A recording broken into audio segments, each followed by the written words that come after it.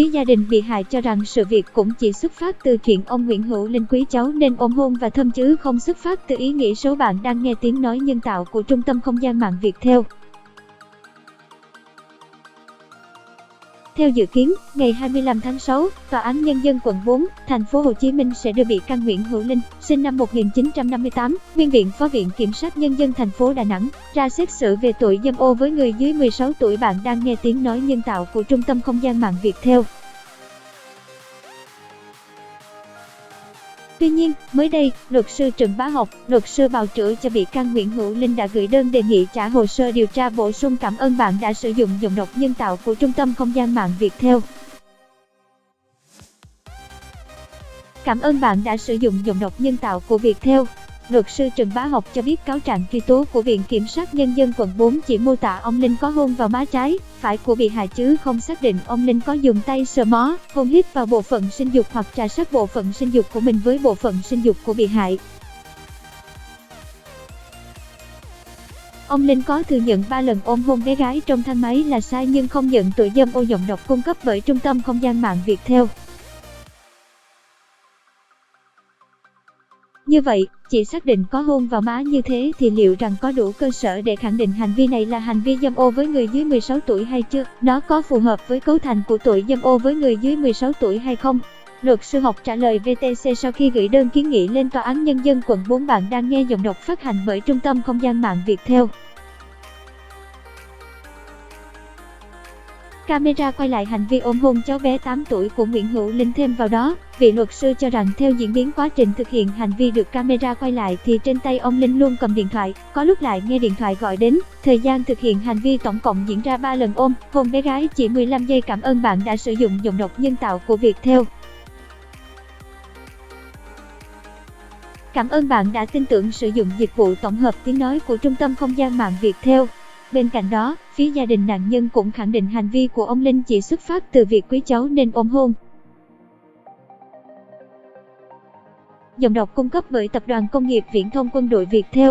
Cụ thể, trang dinh.vn dẫn bút lục số 124, đại diện phía bé gái có xác nhận. Sau khi sự việc xảy ra, vợ chồng chúng tôi không thấy tổn hại gì với bé và ông Linh cũng là bạn của hai vợ chồng MT. Là chỗ quen biết hay đi chung thang máy với tôi. Tôi yêu cầu cơ quan công an không tiếp tục điều tra và xử lý đối với ông Linh. Dịch vụ tổng hợp tiếng nói cung cấp bởi Trung tâm Không gian mạng Viettel. Giọng đọc thuộc bản quyền Trung tâm Không gian mạng Viettel. Cũng trên trang này chỉ ra trong bản cam kết không khiếu nại, khiếu kiện của mẹ bị hại có đoạn: khi xảy ra sự việc, tôi đã gặp anh Linh, người đi chung thang máy với cháu và xác định sự việc cũng chỉ xuất phát từ quý cháu ôm hôn và thơm cháu chứ không xuất phát từ ý nghĩ xấu. Kết luận giám định N số 1083/2019 ngày 16 tháng 4 năm 2019 xác định N của ông Linh hoàn toàn không hiện diện trên 8 vị trí đưa đi trưng cầu giám định tại các mẫu áo thun, áo đầm của bị hại. Tiếng nói từ Trung tâm Không gian mạng, Tập đoàn Công nghiệp Viễn thông Quân đội Viettel. Giọng đọc được phát hành bởi Trung tâm Không gian mạng Viettel. Kết luận giám định số 389 PC9, 3 ngày mùng 7 tháng 5 năm 2019 liên quan đến video cũng xác định cựu viện phó Đà Nẵng ngoài hành vi hôn vào má bị hại thì không còn bất cứ hành vi nào khác. Bản quyền của Trung tâm Không gian mạng Viettel. Được biết, gia đình bị hại không có bất cứ yêu cầu bồi thường hay đề nghị xử lý trách nhiệm, yêu cầu khởi tố đối với ông Linh.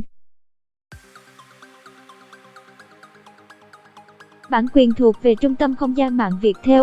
Tuy nhiên, theo luật, tội dâm ô với người dưới 16 tuổi không thuộc trường hợp khởi tố theo yêu cầu của bị hại nên luật sư gửi kiến nghị tới Tòa án Nhân dân quận 4 đề nghị trả hồ sơ điều tra bổ sung.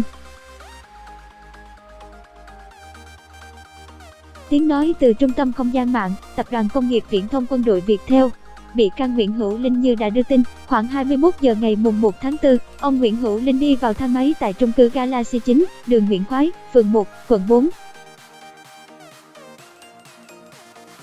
Cảm ơn bạn đã tin tưởng sử dụng dịch vụ tổng hợp tiếng nói của Trung tâm Không gian mạng Viettel. Lúc này, một bé gái 8 tuổi đang sinh sống tại chung cư cũng đi vào thang máy để lên nhà và nhờ bảo vệ bấm thang máy. Sau khi cửa thang máy đóng lại, ông Linh đã có hành động ôm, hôn bé gái nhiều lần. Giọng đọc cung cấp bởi Tập đoàn Công nghiệp Viễn thông Quân đội Viettel.